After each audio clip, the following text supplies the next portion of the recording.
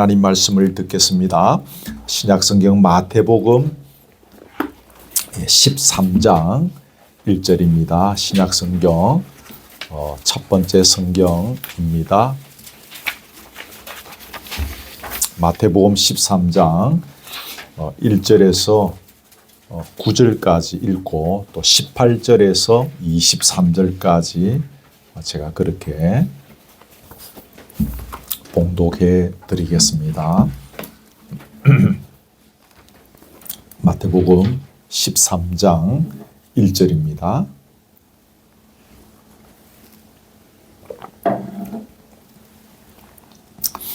그날에 예수께서 집에서 나가사 바닷가에 앉으심에 큰 무리가 그에게로 모여들거늘 예수께서 배에 올라가 앉으시고 온 무리는 해변에 서 있더니 예수께서 비유로 여러 가지를 그들에게 말씀하여 이르시되 씨를 뿌리는 자가 뿌리로 나가서 뿌릴새 들어는 길가에 떨어짐에 새들이 와서 먹어버렸고 들어는 흙이 얕은 돌밭에 떨어짐에 흙이 깊지 아니하므로 곧 삭이 나오나 해가 돋은 후에 타서 뿌리가 없으므로 말랐고 들어는 가시떨기 위에 떨어짐에 가시가 자라서 기운을 막았고 들어는 좋은 땅에 떨어짐에 어떤 것은 100배 어떤 것은 60배 어떤 것은 30배의 결실을 하였느니라. 귀 있는 자는 들으라 하시니라. 다음에 뛰어 넘어가서 18절부터 23절까지 읽겠습니다. 18절입니다. 그런즉 씨 뿌리는 비유를 들으라. 아무나 천국 말씀을 듣고 깨닫지 못할 때는 악한 자가 와서 그 마음에 뿌려진 것을 빼앗나니 이는 곧 길가에 뿌려진 자요. 돌밭에 뿌려졌다는 것은 말씀을 듣고 즉시 기쁨으로 받되 그 속에 뿌리가 없어 잠시 견디다가 말씀으로 말미암아 환난이나 박해가 일어날 때에는 곧 넘어지는 자요. 가시떨기에 뿌려졌다는 것은 말씀을 들으나 세상의 염려와 재물의 유혹에 말씀이 막혀 결실하지 못하는 자요. 좋은 땅에 뿌려졌다는 것은 말씀을 듣고 깨닫는 자니 결실하여 어떤 것은 100배, 어떤 것은 60배, 어떤 것은 30배가 되느니라 하시더라. 아멘. 이 마태복음 13장에 있는 그 씨 뿌리는 비유 여러분이 잘 아실 것인데 이 씨 뿌리는 비유는 비유 중의 비유다라고 그렇게 일컬어질 만큼 예수님의 여러 많은 비유 중에서 그 차지하는 비중이 아주 크다라고 말할 수가 있습니다. 똑같은 이 비유가 마가복음에도 있는데 그 마가복음 4장 13절에 보면 너희가 이 비유를 알지 못할진대 어떻게 모든 비유를 알겠느냐 그런 표현이 있습니다. 이만큼 이 비유가 다른 비유들을 이해하는 열쇠 키가 된다는 거죠. 이게 이제 굉장히 중요한 그런 비유가 되겠습니다. 이제 본론으로 들어가서 이 비유들을 이제 뭐 다른 이야기 다 생략하고 바로 살피려고 하는데 크게 두 가지 포인트를 여기서 잡아보려고 합니다. 그 하나가 뭔가 하면 주보에 있는 대로 첫 번째 뭡니까? 천국 갈로 열고 하나님의 나라입니다. 처음 오신 분들, 뭐 얼마 안 오신 분들은 천국하고 하나님 나라하고 같은 말입니다. 이해 뭐 하시면 되겠고, 제가 그 절수만 제가 주보에 적어놨는데 너무 많아서 여러분 그 성경을 펴놓으시고 눈으로 보시면 됩니다. 그 24절 눈으로 빨리 보십시오. 보시면 천국은 좋은 씨를 제밭에 뿌린 사람과 같으니 천국이란 말 나오죠. 31절에 보십시오. 천국은 하고 마치 사람이 자기 밭에 갖다 심은 겨자씨 하늘 같으니 했죠. 33절을 보십시오. 거기도 천국은 하면서 마치 여자가 가루 스말에 갖다 넣어 전부 부풀게 한 누룩과 같으니라. 44절 보십시오. 거기에도 천국은 하면서 마치 밭에 감추인 보화와 같으니 또 45절에도 천국은 마치 좋은 진주를 구하는 장사와 같으니 마지막으로 또 47절에도 보면 천국은 마치 바다에 치고 각종 물고기를 모는 그물과 같으니라고 하죠. 이처럼 여기 지금 등장하는 이 13장이라는 장은 뭐 뒤에 이렇게 편리를 위해서 나눈 것이지만 어쨌든 이 부분에 등장하는 이 맥락상으로 볼 때 여기 등장하는 모든 비유가 하나님 나라, 다른 말로 천국, 천국도 다른 말로 하나님 나라에 관한 것이다라는 거죠. 여기에 우리가 초점을 일단 두어야 할 것입니다. 물론 기억하실 것은 여기서 말하는 하나님 나라 천국은 우리가 나중에 주님께서 오셨을 때 영원히 살게 될 그 하나님 나라도 되겠지만 여기에서 더 중요한 포인트는 뭘까요? 지금 우리가 주님께서 이미 오심으로 초림하심으로 말미암아 이 땅에 하나님의 나라는 시작되었지 않습니까? 그 하나님 나라를 이야기합니다. 그 하나님 나라에 관한 것이다. 거기에 더 강한 점을 이렇게 찍고 있다라는 것을 일단 여러분이 염두에 두셔야 되겠습니다. 그런데 우리가 지금 읽었고 또 여러분들이 성경을 보시면서 늘 또 접하는 이 대목이긴 하겠지만 이 비유를 얼핏 보면 씨 뿌리고 난 뒤에 열매를 맺을 확률이 그 열매를 맺지 못할 확률보다 낮은 것입니다. 반대로 이야기하면 열매를 맺지 못할 확률이 열매를 맺을 확률보다 훨씬 높은 거죠. 4가지 종류의 땅에 뿌려진 씨를 이야기하는데 3가지 종류의 땅에 뿌려진 씨는 열매를 하나도 못 맺습니다. 그러니까 한 군데 떨어진 그 씨만 결실한다라고 합니다. 그러니까 단순 그 수적 비교로 치면은 4분의 1밖에 안 되는 거예요. 씨를 4개 뿌렸는데 1개만 거둘 수 있는 거죠. 결실할 수 있는 비율이 굉장히 수적으로 볼 때 낮은 것입니다. 그래서 하나님 나라 건설이 그만큼 어려운 것 같다. 하나님 나라 건설이 천국을 열어가는 것이 대단히 어려운 쉽지 않은 일인 것 같다라고 여겨지는 그런 대목이기도 합니다. 어릴 때부터 교회를 다녔던 저도 늘 설교를 듣고 하면서 그런 관념들이 머릿속에 있었던 것 같아요. 이 천국은 참 어렵다. 하나님 나라를 건설하는 것, 중고등부에 들어가서 하나님 나라 건설을 계속 배웠는데 이 하나님 나라가 굉장히 어려운 것이다 라는 느낌들을 본문을 통해서 우리가 받았던 것입니다. 우리가 아무리 열심히 수고한들 뭐 하나님의 나라가 제대로 건설되겠나? 4개 뿌려서 1개 겨우 맺는데 4개 중에 3개는 막 전부 어디로 가버렸는지 하나도 맺지 못한다는데 이거 우리가 앞으로 하나님 나라 건설 SFC 강령 하나님 나라 건설인데 이걸 제대로 할 수 있겠나? 뭔가 시작하기 전에 좀 암울하고 뭐 좀 부정적인 우리에게 패배의식을 먼저 느끼게 하는 그런 대목인 것처럼 여겨집니다. 성전가를 부르게 될 것이라는 그런 느낌 말고 그것과 반대되는 느낌 뭐 그런 거 있지 않습니까? 그리고 우리가 또 실제로 씨를 뿌려보면 그 생각이 맞다는 것을 피부로 느낍니다. 하나님 나라를 열어가는 것이 참 어렵구나. 하나님 나라 건설이 대단히 어려운 것이구나 라는 것을 피부로 느끼기도 하는 것입니다.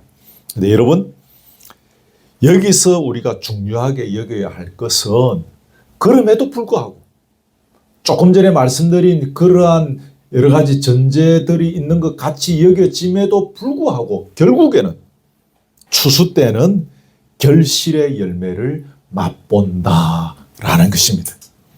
본문에서 그걸 분명히 이야기하는데 여러분 거기 23절 거기 보시면 우리 아까 시작하기 전에도 읽었는데 23절에 결실하여 100배, 60배, 30배가 되느니라 그랬습니다. 어려운 것 같지만 실제로 우리가 피부에 느끼기에도 상당히 쉽지 않은 것 같지만 결국에는 결실해서 100배, 60배, 30배 열매를 맺는다는 것입니다. 그 의학적으로 보면 그 원문에는 길가, 돌밭, 가시떨기에 떨어진 씨는 헬라어 원어의 단수로 되어 있습니다. 근데 이게 이제 그 옥토에 떨어진 씨는 원어의 복수로 표시되어져 있습니다. 그 열매 맺지 못하는 씨보다 열매 맺는 씨가 훨씬 많다는 거죠. 그거는 이제 단수인데 세 개 합해봤자 세 개밖에 안 되지 않습니까? 이 하나만 한 군데만 맺는 것 같은 이 한 군데는 복수인 것입니다. 많이 맺는다는 거죠. 훨씬 더 많다는 거죠. 똑같은 본문인 그 같은 비유를 설명하고 있는 게 마가복음에 있는데 마가복음 4장에 있습니다. 거기 보면 여기 마태복음은 100배, 60배, 30배 되는데 마가복음에 보면 30배, 60배, 100배 갈수록 점점 더 확장되고 더 풍성하게 열매를 맺게 된다라고 이야기합니다. 이 부분도 우리가 꼭 기억할 필요가 있겠습니다. 참고로 그 당시 팔레스타인 땅 전체를 놓고 볼 때 평균 수확량은 10배라고 합니다. 그러니까 씨 하나 심으면 열매가 10개 열리는 거죠. 그런데 이 평균이 그 10배가 될 수 있었던 것은 요단강 주변에 물이 풍성하기 때문에 거기에서 좀 수확을 많이 하는 거죠. 그래서 이제 10배가 되는 거지. 사실은 그 요단강 주변 일부를 제외하고 나머지는 뭐 저는 이스라엘 안 가봤지만 여러분 사진에서 보지 않습니까? 완전히 그 황무지이지 않습니까? 돌밭장 좀 그런 것들. 그 이제 그 요단강 때문에 요단강 주변의 것 때문에 10배. 실제로 그 나머지의 땅들은 거의 뭐 그냥 열매 맺기 어려운 이제 그런 땅이죠. 그런데 거기에서 30배, 60배, 100배의 결실을 한다라는 것은 엄청난 풍작입니다. 여러분, 우리는 여기서 하나님 나라를 세워나가는데 하나님 나라를 건설하는 데 있어서 어려움도 있고 적지 않은 도전적인 요소들이 많이 있지만 약속된 옥토의 수확을 바라보면서 낙심하지 말고 끝까지 참고 견디며 나아가야 한다는 것을 배울 수가 있습니다. 100배는 하나님의 능력이고 하나님의 기적인 것입니다. 우리가 할 수 없는 것입니다. 그 요단강 주변 때문에 평균 수확량이 10배인데 나머지 땅에는 거의 뭐 뿌려도 안 나는 땅인 거죠. 그 지역이. 그런데 거기에서 100배, 60배, 30배의 결실을 맺는 것은 하나님의 능력이라고 말할 수가 있습니다. 그날까지 그 능력을 맛보기 위해서 우리는 인내해야 하는 거죠. 자, 여러분, 제가 그 주보에 적어놨는데 갈라디아서 6장 9절 같이 읽읍시다. 시작. 우리가 선을 행하되 낙심하지 말지니 포기하지 아니하면 때가 이름에 거두리라. 아멘. 낙심하지 말라. 포기하지 아니하면, 다시 말하면 끝까지 참고 인내하면 때가 이름에 거둔다는 것입니다. 늘 아는 구절인데 여러분 꼭 기억하십시오. 누가복음 8장 15절에도 보면 인내로 결실하는 자니라. 제가 주부에 적어놨죠. 그렇습니다. 낙심하지 말고 포기하지 말고 인내하면서 끝까지 가는 것이 굉장히 중요한 것이죠. 이 스포츠 경기들을 보면 인기 종목들은 이렇게 막 주변에서 엄청나게 막 이렇게 막 후원금이 들어와서 아주 그 선수들이 부유롭게 살지 않습니까? 근데 가끔 이렇게 보면 비인기 종목 선수들이 나옵니다. 동계올림픽 이런 데 보면은 저런 종목이 있었나라는 생각이 우리가 들 정도로 희한한 그런 종목들. 그런 데는 어떤 데는 이 협회에서 돈도 나오지 않고 연습장도 없고 심지어는 유니폼조차도 자기들이 맞춰 입고 전에 보니까 그렇더라고요. 근데 그런 선수들이 그 상황 가운데서 낙심하지 않고 끝까지 참고 인내하고 견디면서 그 동계올림픽 가서 그 메달 따고 막 이제 그렇게 결국은 열매를 거두게 되는 것을 보죠.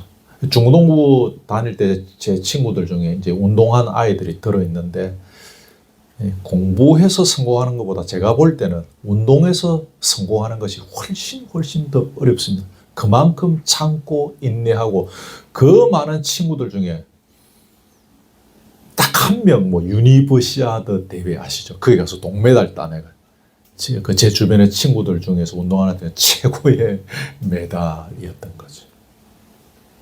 그만큼 그 운동하는 선수들이 참고 인내하지 않으면 그 어려운 것이죠. 특별히 비인기 종목들, 전혀 어떤 그 후원을 받지 못하는 상태에서 얼마나 그 사람들이 참고 인내하며 그렇게 훈련을 했겠습니까?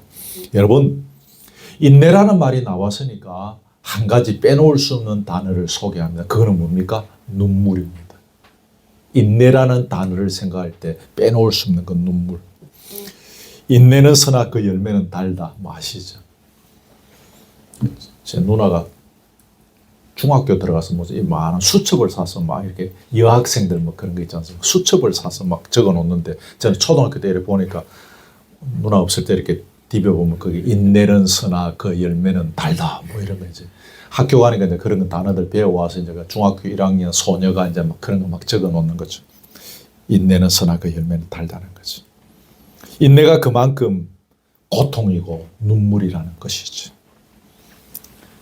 그래서 성경은 이야기합니다. 거기 시편 126편 6절도 같이 읽읍시다. 시작.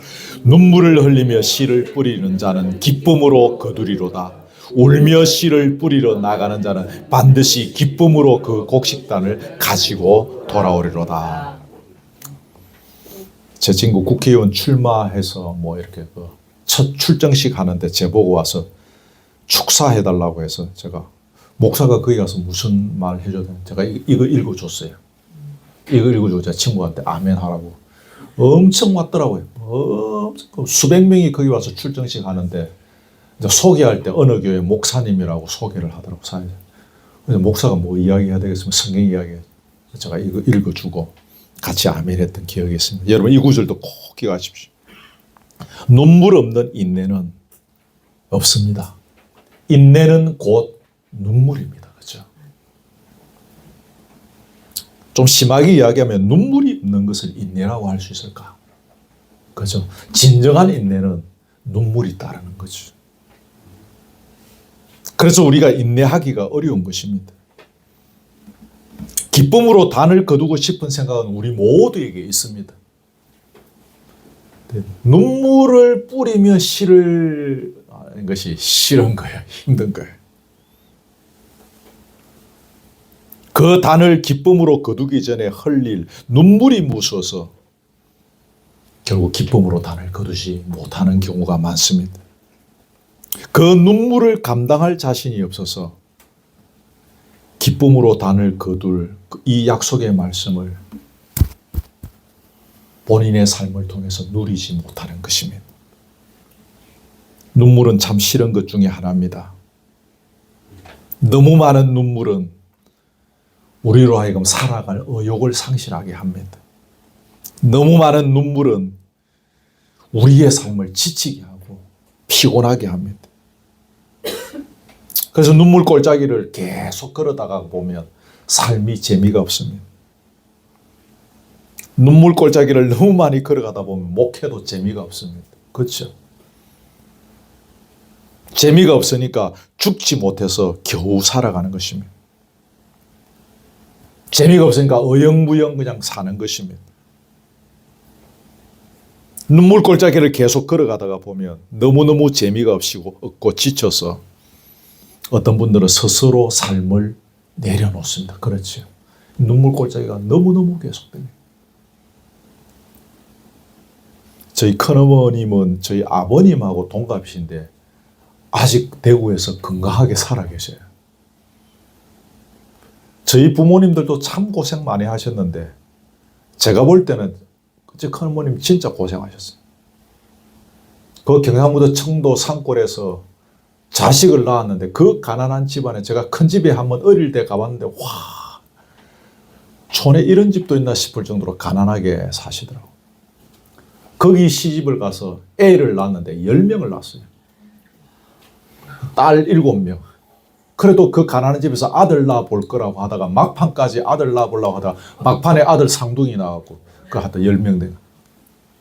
근데 먹고 살 것이 없으니까 제 중학교 무렵에 살림을 정리하고 대구에 올라가서 그 자식들 키운 거죠. 그 고생은 막 중학교 3학년 때 제가 대구에 한번 가봤는데 큰 집이라는 데를 한 가봤는데 그 고생은 말도 못할. 근데 그 큰어머님이 키도 작고 탁 그런 분인데 얼마나 열심히 사시는지 몰라요. 그 아이들 다 시집장가 다 보내고. 제가 울산에서 목회할 때는 우리 집안에 이제 제일 그 장손이 큰 집의 형님 IMF 터지고 막 이렇게 사업이 어려워서 자기 아버지 돌아가신 방에서 스스로 그 형님도 목숨을 끊었습니다. 이 큰어머님의 마음이 그야말로 눈물 꼴짝이지 않습니까? 이 언제 눈물이 멈추냐 이거야. 대단하시고 근데 아직 살아계세요. 건강하시고. 그런 분들도 계시지만 아마 그 정도 되면 많은 분들이 스스로 목숨을 끊을 것입니다. 너무 심한 눈물 꼴짝이.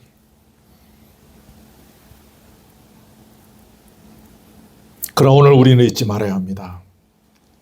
기쁨으로 단을 거두려면 반드시 눈물을 흘려야 하는 것입니다. 이게 성경의 진리인 것입니다. 그게 어떤 분야이든지를 불문하고 특히 오늘 우리가 다루고 있는 죽어가는 영혼을 살려야 하는 이 생명의 열매를 맺어가는 일에 있어서는 반드시 눈물이 필요한 것입니다. 우리 예수님의 사역이 따지고 보면 눈물의 사역이지 않습니까? 그 짧은 공생의 사역 3년이었지만 그 3년의 세월이 예수님의 눈물의 사역이지 않습니까?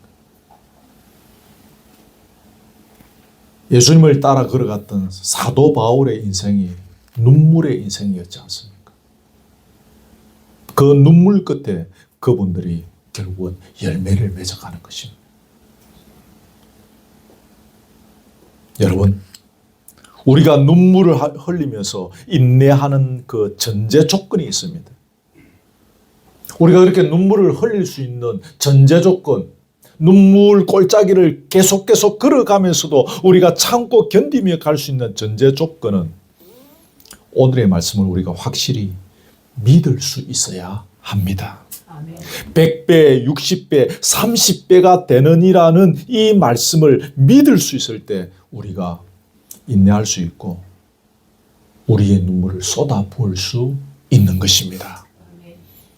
혹 우리가 열매를 맺으면서 열심히 맺기 위해서 살아가다가 보면 그러다가 낙심하고 좌절하는 이유는 오늘의 이 말씀에 대한 믿음이 내 스스로에게서 떨어지게 되기 때문일 것입니다. 반드시 100배, 60배, 30배가 되느니라고 말씀하셨는데 그거를 믿고 가다가 뭔가 잘 되지 않으니까 이 말씀을 믿는 믿음이 떨어지는 것입니다.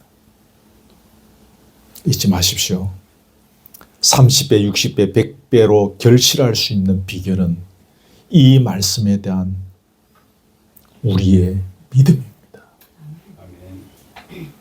그래서 제가 오늘 1월 달에 제일 중요한 그 1월 달 암송 구절을 제가 이거를 해놓지 않습니까? 그래서 참 중요합니다. 말씀에 대한 우리의 믿음을 다른 말로 하면 지난주에 제가 잠깐 언급한 대로 주님의 말씀에 내 인생을 던지는 것입니다. 이게 말씀에 대한 우리의 믿음의 반응입니다. 그 말씀에 내 인생을 던지는 것. 지난주에 제가 시몬 베드로 이야기 잠깐 했죠. 그 고기가 그렇게 잡힌 것 앞에서 자기가 죄인임을 알게 되어지는 눈이 열리고 그 다음에 그가 한 행동이 뭐였습니까? 모든 것을 버려두고 주님을 따랐다. 자기 인생을 예수님께 던졌다. 오늘 본문대로 하면 자기 인생을 주님의 말씀에 던졌다. 주님의 말씀에 대한 믿음의 반응을 했다라는 것입니다.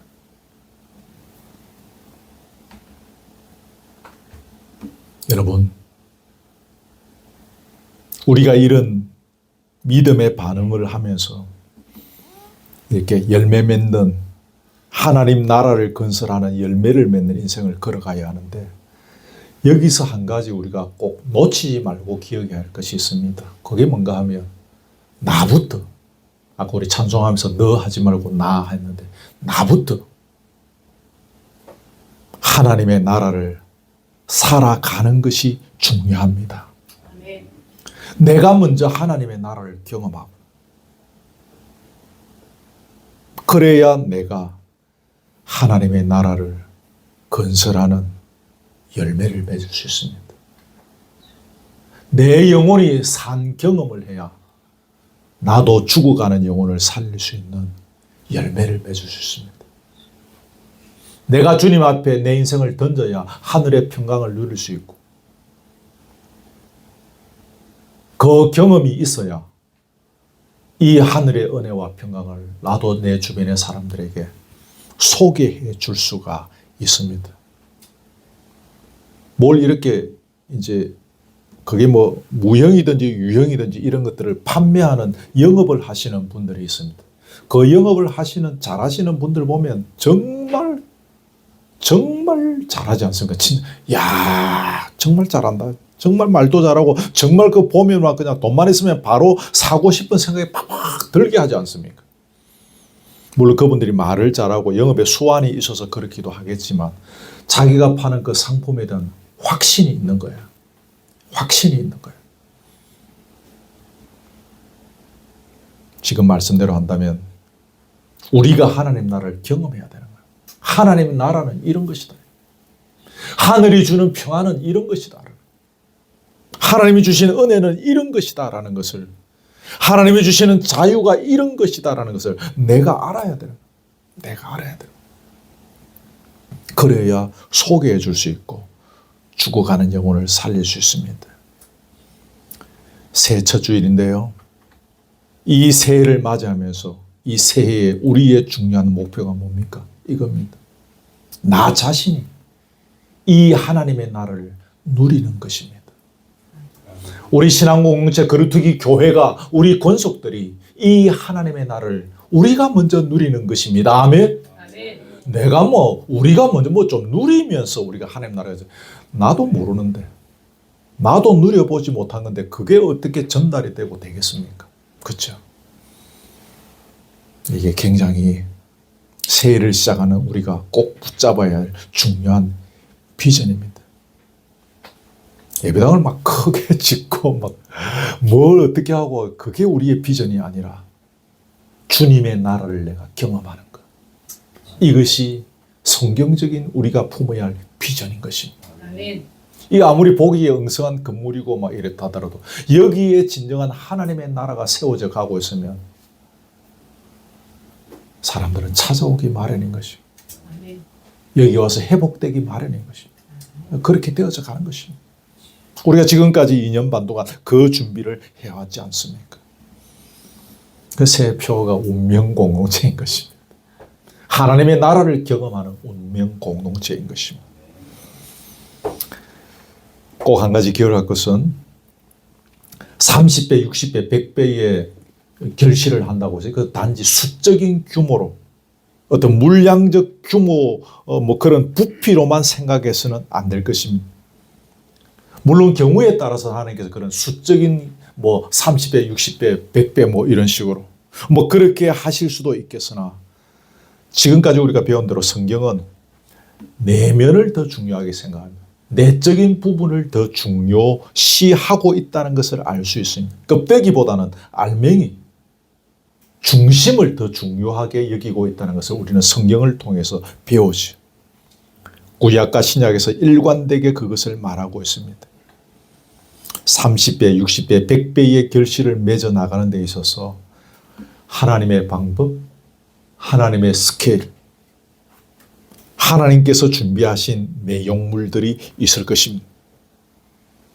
우리가 알지 못하는 하나님의 크고 비밀한 일을 기대하면서 우리는 약속의 말씀을 붙잡고 걸어가는 것입니다.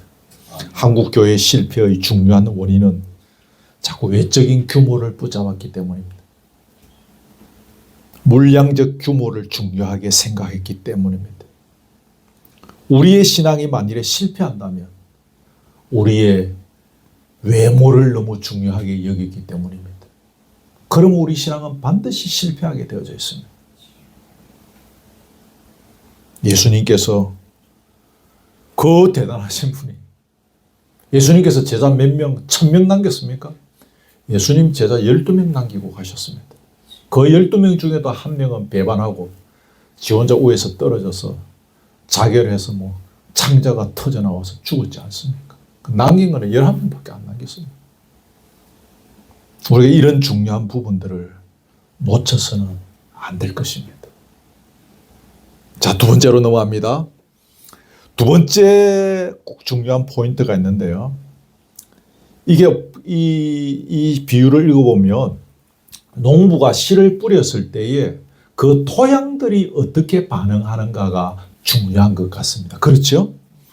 어떤 것은 깨닫지 못하여 악한 것에 빼앗겼다 했고, 어떤 것은 기쁨으로 받았는데 뿌리가 없어서 넘어졌다 그랬고, 어떤 것은 말씀을 들었는데 세상의 염려와 재물의 유혹 때문에 또 이렇게 결실하지 못했다 그랬고, 어떤 것은 말씀을 듣고 깨달아 결실했다 그랬습니다. 토양의 반응입니다. 제 친한 친구 목사님들끼리 자주 선언하는데 밭이 얼마나 중요한가가 참 중요하다. 우리 목회자들끼리 그런 이야기합니다. 밭이 얼마나 중요한가.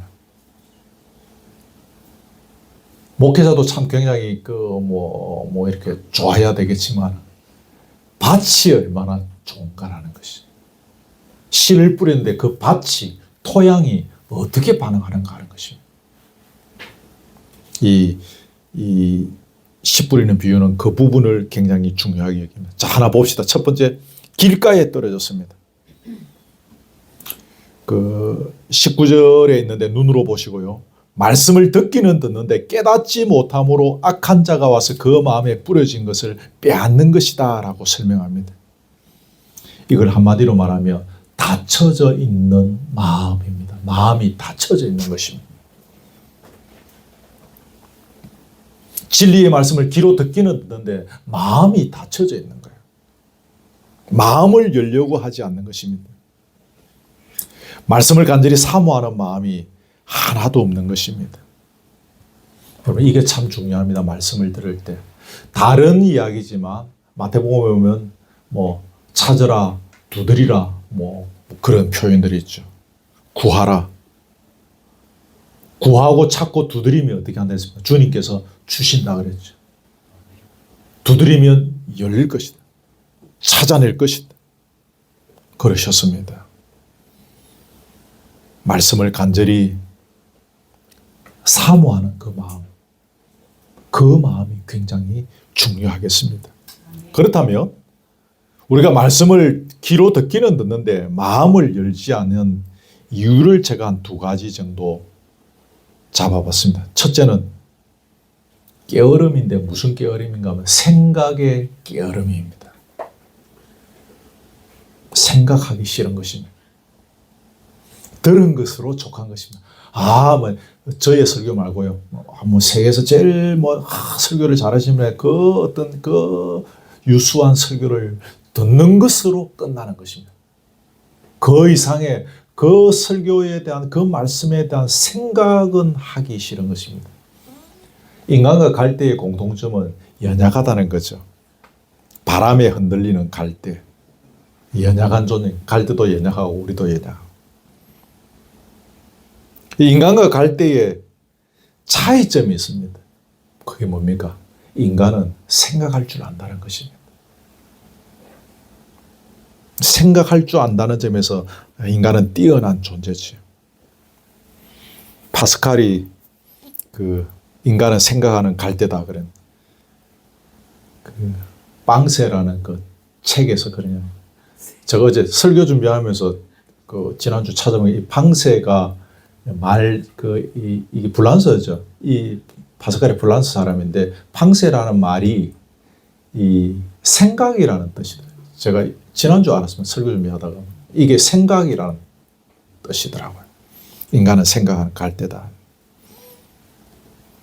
데카르트 같은 사람은 나는 생각한다, 고로 존재한다, 그런 말들을 했죠.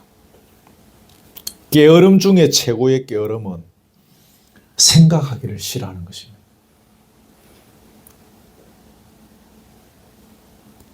이 생각하기 싫어하는 게으름 때문에 우리가 진리의 말씀을 듣기는 하되 마음의 문을 열지 않는 것입니다. 오늘 설교 잘하네. 오늘 할머니들 막 이렇게 모시고 오면 아따 오늘 막 목사 연설 잘하네 막 그러고 가세요.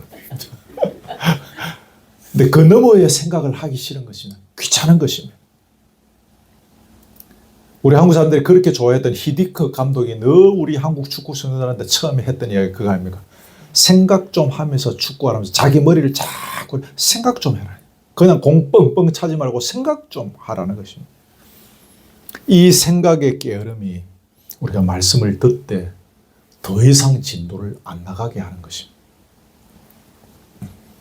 두 번째 원인을 제가 뭐라고 했습니까?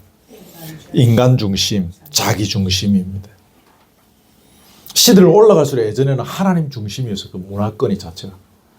그래서 14세기, 15세기, 16세기 르네상스 이런 거 오고 나중에 19세기 거의 다 돼가지고 이제 산업혁명 이런 거 일어났죠. 그러면서 사람들의 생각이 하나님 중심에서 자기 중심, 사람 중심으로 바뀌게 되어진 것입니다. 이제 인간들이 하나님 의지할 필요가 없다라고 생각하는 것입니다. 하나님의 존재를 부정하는 단계에 이르는 것입니다. 그런 교만함이 하나님의 말씀을 대하여 듣기는 듣지만 문을 닫아버리는 것입니다. 내 힘, 나의 의지로 해낼 수 있다는 생각이 드는 것입니다. 우리가 발명한 이것으로 나의 그동안의 노력과 나의 어떤 그런 실력으로 내가 이거 해낼 수 있다라는 생각들을 갖게 되는 것입니다. 그래서 말씀에 대한 문을 닫아버리는 것입니다.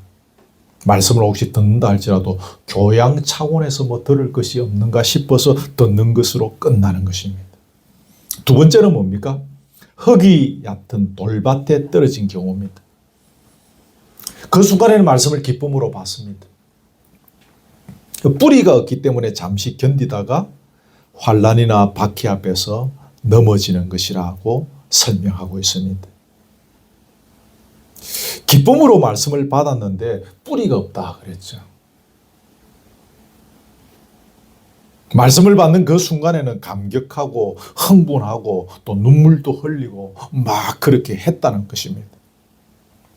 근데 이것도 그 이상의 진전이 없는 것입니다. 그 말씀을 듣는 순간에는 우리 흔히 하는 말로 막 은혜를 받는 것입니다. 고기 까진 것입니다.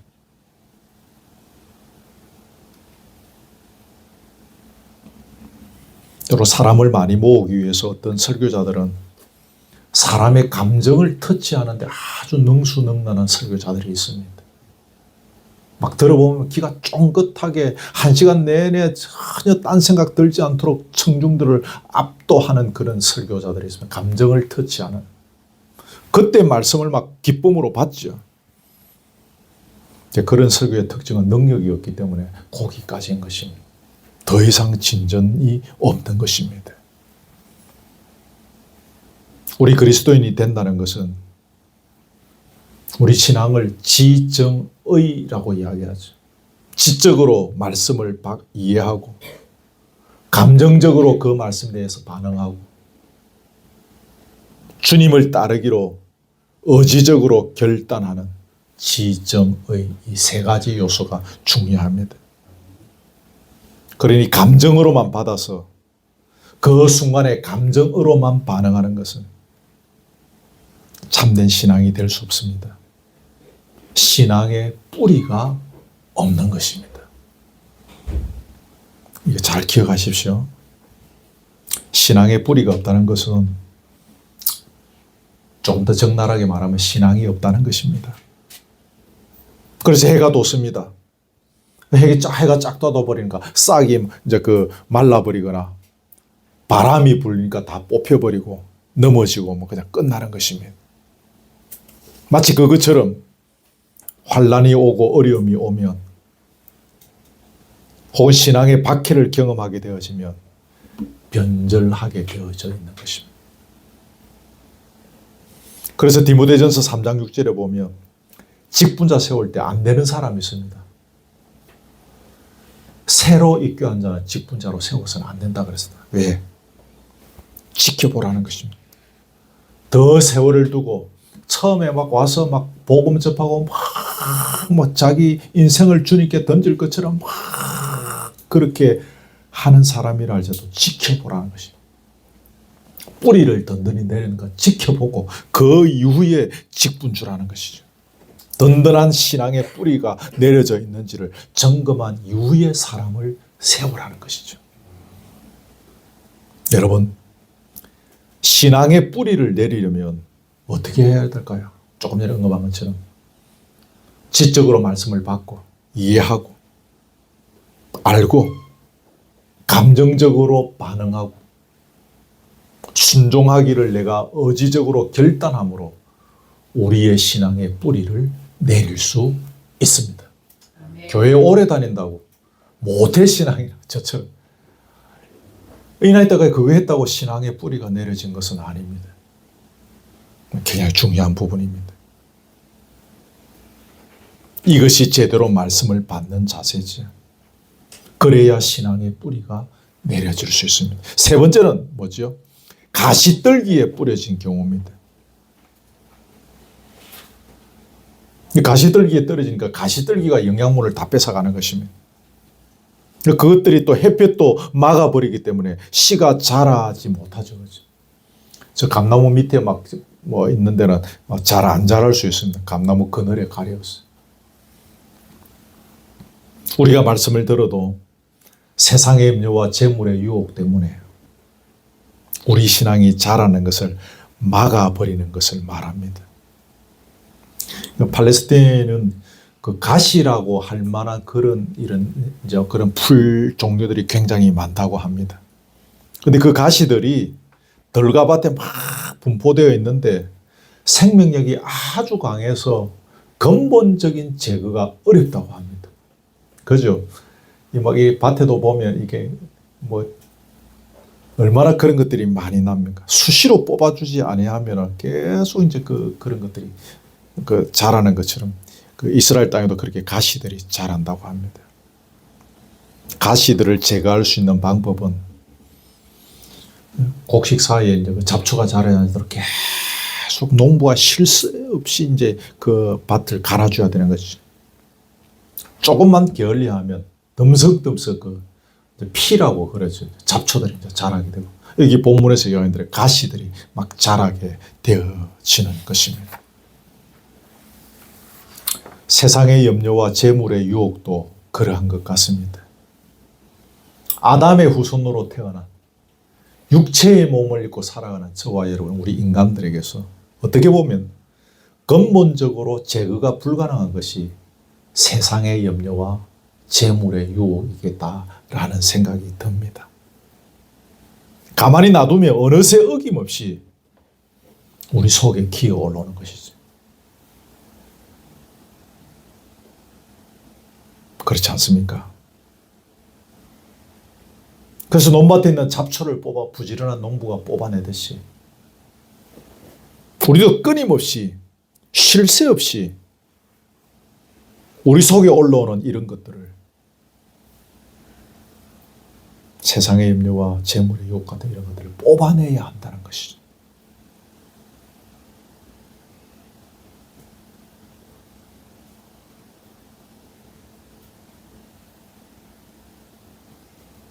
재물의 유혹, 세상의 염려 이런 것들 외에도 우리가 열매를 맺는 일에 방해가 될 만한 것들이 더 많이 있을 것입니다. 그것들을 뽑아내야 하는 것입니다. 그래야 열매를 맺을 수 있습니다. 꼭 기억하십시오. 우리 가을만 되면 우리 한국교회도 추수감사절날 열매 드린다고 주여 열매 얻고 막 열매 찬송하고 그러지 않습니까? 근데 그 열매를 맺으려면 그런 것들을 뽑아내야 하는 것입니다.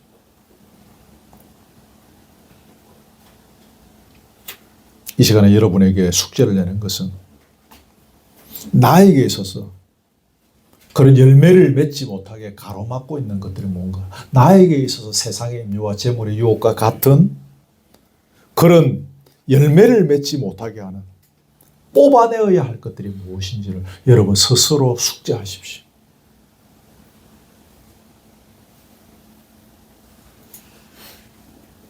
굉장히 중요하겠죠? 뽑아내는 가장 보편적인 방법은 무엇입니까? 어떻게 뽑아내야 됩니까?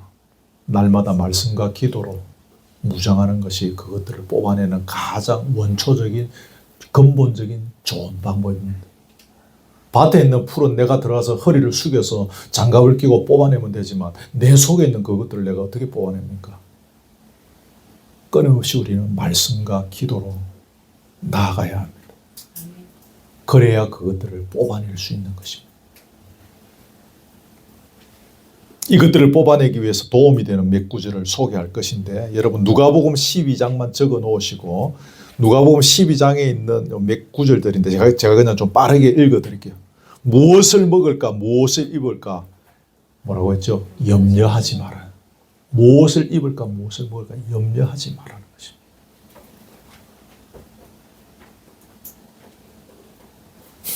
저의 인생 좀 이야기할까요? 안 합니다. 주께서 먹이시고 입이시고 여기까지 제가 온 것입니다. 너희 중에 누가 염려함으로 그 키를 한 자라도 더 할 수 있느냐. 누가복음 12장에 뭐 이런 구절도 있습니다. 염려한다고 그 키가 더 커지는, 그 염려하지 말라는 것입니다. 다만 너희는 그의 나라와 의를 구하라. 그리하면 이 모든 것을 너희에게 더하시리라 그랬습니다. 이런 몇 가지 구절들을 아까 제가 말씀과 기도로 이런 것들을 뽑아내야 된다라고 언급했기 때문에 도움되는 구절로 참고해서 드립니다. 누가복음 12장을 여러분 오늘 꼭 한번 읽어보시기를 권면합니다. 자, 넘어갑니다. 네 번째가 뭡니까? 좋은 땅에 떨어져서 말씀을 듣고 깨달아서 100배, 60배, 30배 결실하게 된 경우입니다. 자, 여러분 여기서 참고할 것은, 우리가 오늘 읽은 마태복음 13장에서는 말씀을 듣고 깨닫는 자 이렇게 되어 있습니다. 똑같은 비유가 있는 마가복음 4장에는 말씀을 듣고 받는 자, 누가복음 8장에도 이 비유가 있는데요. 말씀을 듣고 지키고 인내하는 자라고 표현되어 있다는 사실을 좀 주목할 필요가 있습니다. 말씀을 듣고 깨닫는 자는 말씀을 일단 잘 듣는 거죠. 또 그리고 그것이 무엇을 의미하는지를 깨달을 때까지 계속 생각하는 것입니다. 아까 제가 생각 이야기했죠. 생각. 게을러지면 생각하기 싫은 것입니다. 오늘 연설 잘 들은 것으로 끝나는 것입니다. 말씀을 잘 듣고 그것이 무엇을 의미하는지 깨달을 때까지 계속 사유, 좀 어려운 말로 철학적인 용어로 사유하는 것입니다. 이게 말씀을 듣고 깨닫는 자입니다. 여러분 베레아에 있는 사람들의 특징이 뭐였습니까? 간절한 마음으로 말씀을 받고 그다음은 그것이 그러한가 하여 날마다 상고하니라, 쉽게 말하면 묵상하니라, 생각하니라, 사유하니라 그 말입니다. 잘 기억하십시오.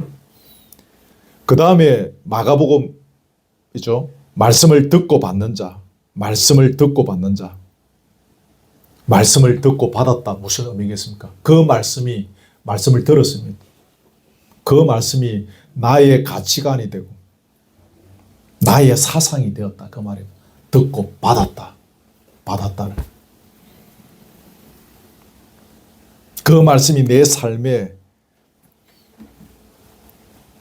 그 한 부분이 되어 있는 것을 말합니다. 다음에 누가복음 8장 말씀을 듣고 지키고 인내하는 자. 말씀 들었습니다. 그 말씀대로 순종하고 그 말씀에 순종함으로 일어나는 고통, 손해 앞에서 믿음으로 참고 인내하며 견딘다는 것입니다. 지키고 인내하는 자. 왜 인내합니까? 말씀대로 사는데 손해도 있고 환난도 있고 억울한 일도 경험하는 것입니다. 그것을 인내하는 것입니다. 이 다 결국 똑같은 말입니다. 그렇죠? 같은 비유거든요. 근데 마태는 이렇게 마가는 이렇게 표현하고 누가는 또 이렇게 표현하고 있는 요 세 가지 표현을 여러분 다 기억하십시오. 이게 하나님 나라 백성의 특징입니다. 이런 자가 하나님의 능력을 경험하고 30배, 60배, 100배의 결실을 맺어가는 것입니다. 창세기 26장에 보면 이삭이 그 해에 농사를 지었는데 100배의 결실을 했다는 구절이 있습니다. 이거 기억하시죠? 아까 했죠. 그 땅에 아까 평균이 10배라 그랬죠. 그때 또 그 시절하고 또 예수님 시절하고 다를 수는 있겠는데 왜 이삭이 100배의 결실을 했는가? 그 성경 제가 어제 다시 읽어봤는데 그 창세기 26장에 보면 이삭이 하나님의 말씀에 순종했습니다. 듣고 그대로 했습니다. 전에 아브라함 흉년이 들어왔을 때 막 애굽에 막 갔지 않습니까? 이삭에게는 흉년이 오더라도 너 애굽으로 도망가지 말고 내가 네게 지시한 그 땅에 그대로 있어. 이삭이 그대로 했습니다. 그리고 그 해 농사 짓는 게 100배나 결실했다는 거죠.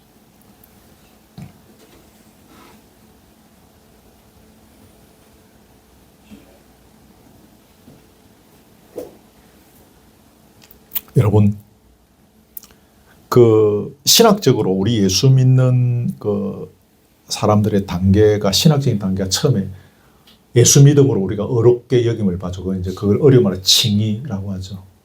그 다음에가 뭡니까? 성화의 과정을 걸어가는 것입니다. 성화의 과정을 걸어가다가 마지막에 영화의 자리에 이르죠. 그는 주님이 오셔서 나도 그 주님의 영화로운 몸처럼 나도 변하게 되어져서 그 주님의 영화로운 자리에 함께 서서 영원히 사는 것이 영화의 단계인데 이 성화의 과정, 이 성화의 과정을 다른 말로 하면 예수님의 성품을 닮아가는 과정이죠. 거룩할 성자 아닙니까? 예수님의 성품을, 그 거룩한 성품을 닮아가는 과정이 성화의 과정입니다. 그런데 이 성화의 과정을 오늘 본문의 말씀과 연결해서 이 맥락에서 설명한다면 이 성화의 과정은 우리가 칭히 어렵다함을 얻었습니다. 그 다음에 우리는 뭐 해야 됩니까? 말씀을 듣고 깨닫고 말씀을 듣고 받아서 내 인생의 가치관이 되고 내 인생의 철학이 되고 또 말씀을 듣고 지키고 그 지키는 것 때문에 어려움이 있고 환난이 있고 손해가 있지만 끝까지 인내하면서 걸어가는 것. 그러면서 우리의 신앙이 깊어져 가는 과정이 뭡니까? 성화의 과정이고. 이게 다른 말로 뭡니까? 예수님의 성품을 닮아가는 과정입니다. 예수님 닮아가기로 작정합니다. 아멘, 아멘 한다고 우리가 예수님 닮아가 집니까? 아니죠. 말씀을 받고 주님의 이 말씀들을 받고 새기고 묵상하고 지키면서 어려움 당하는 그 고통들을 참고 인내하며 걸어가는 과정 중에 한 걸음 한 걸음 우리가 예수의 성품을 닮아가는 거죠.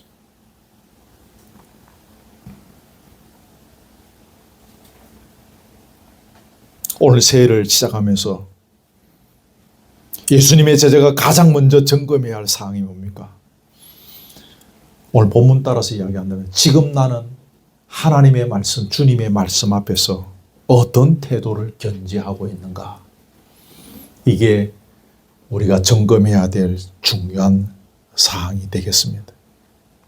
말씀의 기rol로 들어선 사람들이 점검해야 될 사항이 이거죠. 나는 말씀 앞에서 어떤 자세인가? 우리 중에는 아내를 따라서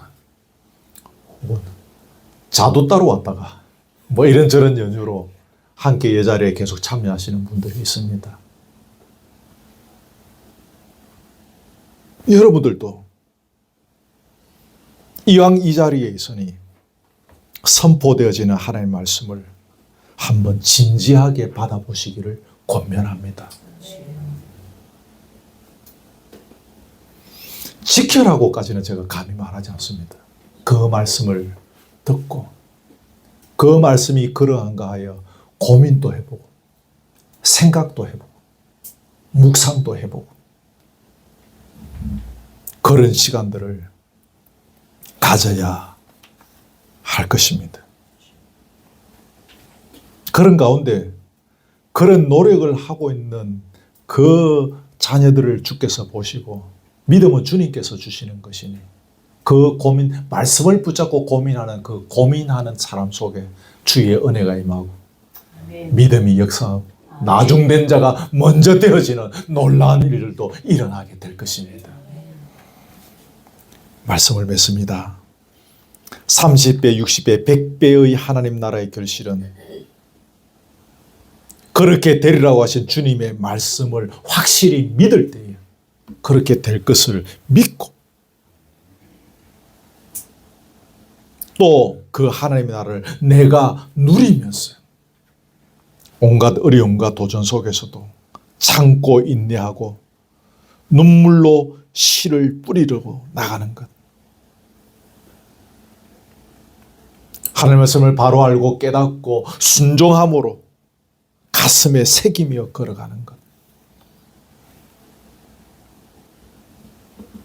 이러한 삶을 통해서 성경이 이야기하는 30배, 60배, 100배, 마가복음은 30배, 60배, 100배입니다. 마태복음은 100배, 60배, 30배인데 이게 왜 이렇게 서로 바꿨는지에 대해서는 좀 더 연구와 고민이 필요할 것 같습니다만 저는 마가복음에 마가가 기록한 것이 더 좋아요. 갈수록 커지는 거예요. 갈수록 하나님의 나라가 확장되어지는 거예요. 물론 외적인 수적인 규모로 우리가 다 이해할 수는 없겠지만 하나님의 능력과 하나님의 방법과 스케일로 약속하신 이 열매들을 맺어갈 것입니다. 새해에 저와 여러분의 인생들을 통하여 주님이 원하시는 진정한 열매 맺어가고 그래서 결실하는 은혜가 있기를 주님의 이름으로 축복합니다. 아멘. 아멘. 찬송하겠습니다. 오늘은 200장입니다. 찬송가 200장 찬송하려고 합니다. 달고 오묘한 그 말씀.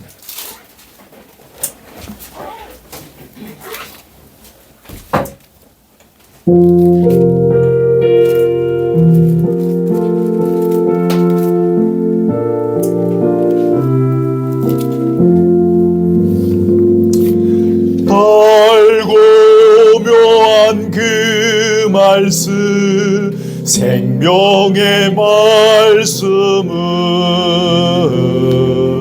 귀한 그 말씀 진실로 생명의 말씀이 나의 길과 믿음 밝히 보여주니 아름답고 귀한 말씀 생명샘이로다.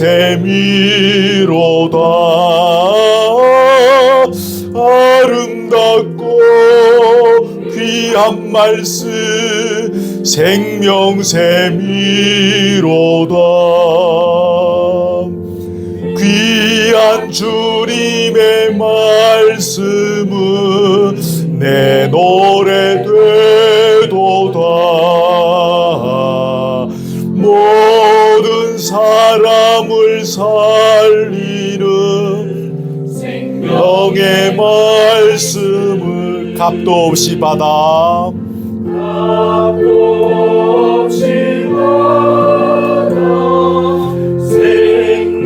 생명길을 가니 아름답고 귀한 말씀 생명샘이로다.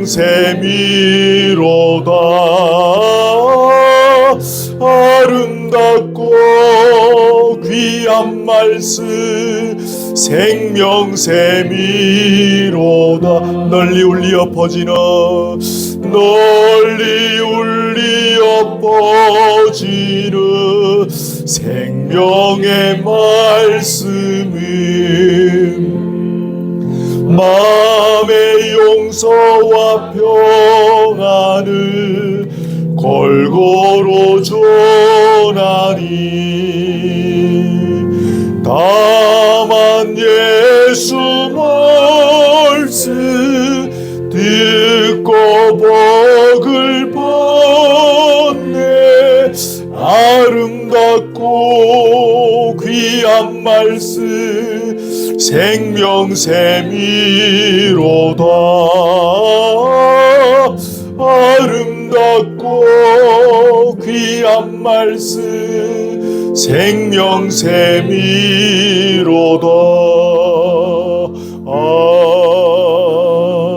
아멘. 오늘 크게 두 가지 이야기죠. 하나는 뭡니까? 하나님 나라 가르고 천국. 두 번째는 뭐였죠?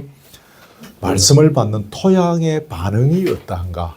이 두 가지 갖고 말씀 나누었습니다. 기억하시고 우리 말씀 가지고 잠깐 동성으로 우리 함께 기도하겠습니다. 하나님 우리 아버지 감사합니다. 오늘 또 새해 첫째 주일을 맞이하면서 사랑 우리 동역자들 함께 모여 예배하고 찬양하며 하나님의 말씀을 듣습니다. 오늘 마태복음 13장 씨 뿌리는 비유를 통해서 주께서 우리에게 주시는 권면과 복의 말씀을 나누게 하심을 감사합니다. 하나님 나라 천국을 세워가고 열어가는 것이 참으로 힘들고 어려운 것이 현실인 것을 우리가 눈으로 목도하고 또 우리가 체험하는 바이기는 하지만 분명히 때가 이름에 결실할 것이라고 주님께서 말씀하셨습니다. 참고 견디고 인내하면서 죽어가는 영혼을 살려가는 생명의 열매를 맺어가는 이 한 해가 되어지기를 간절히 원합니다. 그러기 위하여 우리에게 필요한 것이 말씀을 잘 받고 또 그것이 그러한가 하여 날마다 생각하고 묵상하고 사유하면서 그 말씀대로 지켜 행하고 또 그 말씀대로 지켜 행하며 걸어갈 때 당하는 어려움과 아픔과 손해가 있음에도 불구하고 끝까지 참고 견디고 인내하며 열매를 향하여 걸어가야 할 것이라고 말씀하셨습니다. 오늘의 이 말씀 우리 각자의 삶의 현장에 잘 적용하게 하여 주시고 사랑 우리 교우들 이 벅찬 한 해를 시작합니다. 주여 주께서 열어주시지 아니하셨으면 시작할 수 없는 이 한 해이지 않습니까? 허락하신 우리의 생명 허락하신 우리의 이 한 해를 좀 더 보람차게 열매를 맺어가기 위하여 진군하는 이 한 해가 될 수 있도록 오 주여 역사해 주시기를 간절히 소원드립니다. 오늘의 주신 이 말씀 붙잡고 주여 우리가 말씀을 귀히 여기고 받고 그 말씀이 그런가 하여 날마다 상고했던 베레아 교인들처럼 우리 또한 우리의 걸음이 그런 걸음이 되겠습니다. 우리 생각의 깨어름들을 주여 불쌍히 여겨 주옵소서. 말씀을 받을 뿐 아니라 그 말씀이 그런가 하여 날마다 묵상하고 상고하는 이 부지런함들이 새해에는 우리에게 넘치게 하여 주옵소서. 순종할 수 있는 결단도 주옵소서. 순종할 수 있는 주님께 말씀으로 내 인생을 던질 수 있는 믿음의 결단도 우리에게 허락하여 주시고 아무쪼록 썩 없어질 세상의 열매를 맺는 저희들의 삶이 되지 않게 하시고 영원한 하나님 나라 창고에 쌓아두는 값진 열매를 맺어가는 저희들의 이 인생 저희들의 올 한 해가 될 수 있도록 또 우리 그루터기 신앙 공체가 될 수 있도록 오 주여 역사하여 주옵소서. 우리를 긍휼히 여겨 주시옵소서. 우리를 주여 불쌍히 여겨 주시옵소서. 하나님 아버지 2025년 새해가 시작되어졌습니다. 그저 시간이 흘러가서 이 한 해를 맞이한 것 같지만 이 한 해를 시작하게 되어진 것이 주님의 은혜인 줄 믿습니다. 우리의 생명을 연장시켜 주신 것도 주의 손길인 줄 믿습니다. 이 한 해 열매 맺는 인생 하나님의 나라를 열어가는 값진 세월 살아가라라고 우리에게 주신 시간인 줄 믿습니다. 썩 없어질 이 땅의 것을 구하고 거기에 목숨 걸고 살다가 험악의 세월을 마치는 시간들 되지 않게 하시고 천국의 열매를 맺어가는, 죽어가는 영혼을 살리는 이 값진 열매를 맺어가는 것을 이 한 해의 비전으로 붙잡고 걸어가는 시간들 되게 하시고, 그것을 위하여 내가 먼저 말씀 앞에서 겸손히 듣고 그 말씀이 그러한가 하여 날마다 묵상하며 그 말씀대로 지켜 행하는 가운데 당하는 어려움과 손해와 멸시 앞에서도 꿋꿋이 참고 인내하는 가운데 하나님의 나라를 열어가는 저희들의 세월 되게 해 주옵소서. 오늘 첫 주일날 이 말씀을 주신 주님의 의도와 생각이 분명히 있는 줄 아오니 우리 각자가 이 말씀을 잘 기억하는 시작점이 되게 해 주시옵소서. 아멘. 우리 교우들 중에 아직까지 교회에 출입하신 지 얼마 되지 아니하는 그런 초보 신자들도 있습니다. 기억하시고 주여 이들의 머리 위에 이 시간에 친히 안수해 주셨으니 아멘. 하늘 문을 열어주시고 아멘. 주님의 성령 역사하여 주시며 아멘. 귀가 열리고 눈이 열렸어 주님의 말씀이 보이고 주님의 말씀이 들리는 역사가 있게 해 주시옵소서. 아멘. 우리 특히 우리 신앙 공동체 이 언덕에 세워주신 주님의 의도가 분명히 있는 줄 믿습니다. 수많은 지상의 교회들처럼 숫자만 하나 더하는 공동체로 그렇게 존재하지 않게 하시고 생명의 열매를 맺어가는 주님의 이름을 영화롭게 하는 복된 공동체로 그런 열매 맺어가는 교회로 서갈 수 있도록 역사하여 주시고 말씀의 능력이 함께하는 공동체 되게 하시며 말씀을 사모하는 공동체 되게 하시며 말씀을 붙잡고 지키기 위하여 서로 격려하고 서로 위로하고 서로 붙잡고 서로 끌어주며 걸어가는 공동체 되게 해 주시옵소서. 아멘. 그러한 공동체가 되기 위하여 걸어가는 이 걸음들을 방해하는 모든 사탄의 유혹들 예수의 이름으로 다 물리쳐 주옵시고 성리의 계가를 함께 부르는 운명 공동체로 우뚝 서가게 해 주옵소서. 이 한 해를 시작합니다. 각자의 삶의 현장을 아시는 아버지, 각자의 가정의 행변도 아시는 아버지 다 헤아려 주옵시고 필요적절한 은혜들을 주옵시며 주의 능력의 손길로 만져주시고 치료해 주시고 열어주시고 또 해결해 주시고 고쳐주시기를 간절히 원하옵나이다. 교회를 주의 손에 이 한 해도 떠갑니다.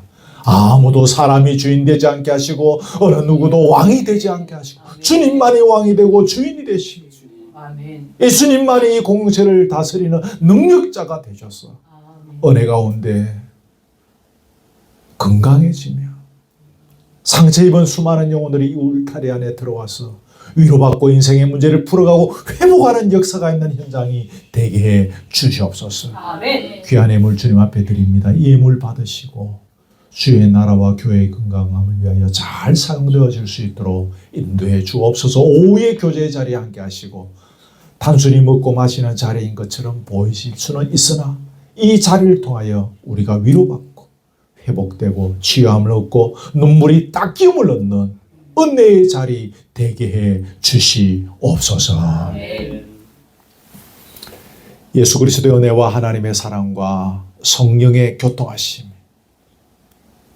주님의 말씀을 듣고 그것이 그러한가 하여 날마다 상고하며 또 그 말씀대로 지켜 행하는 가운데 참고 인내하며 견디는 가운데 우리 각자에게 허락하신 하나님 나라 건설의 열매를 맺어가기를 원하는 사랑 우리 교우들 머리 위에 지금부터 영원토록 함께 있을지어다.